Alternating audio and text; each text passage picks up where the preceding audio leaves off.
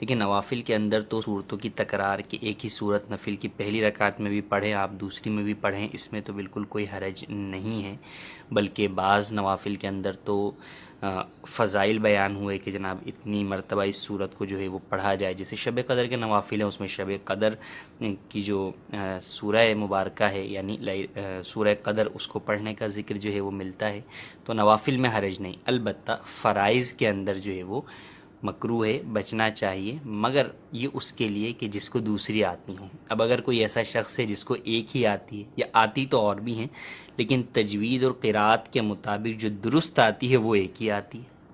تو اس صورت کے اندر یقیناً وہ پڑھ سکتا ہے، اس صورت میں اسے کوئی حرج نہیں ہے، کوئی کراہت نہیں ہے۔ ہاں چاہیے یہ کہ مزید جو ہے وہ صورتیں یاد کرنے کی کوشش کریں، قرآن اللہ پاک کی کتاب ہے، ہمارے لیے جو ہے وہ نازل ہوا ہے کہ ہم اسے پڑھیں، سیکھیں، سمجھیں، تو جہاں دنیا کی اور بہت ساری معلومات ہم حاصل کرتے ہیں تو کیوں نہ ہم اپنے قرآن کریم کی آیات کا بھی اضافہ کریں، قرآن کریم کی صورتوں کا بھی جو ہے وہ اضافہ کریں، تاکہ یہ ہمارے لیے ذریعہ نجات بن سکے۔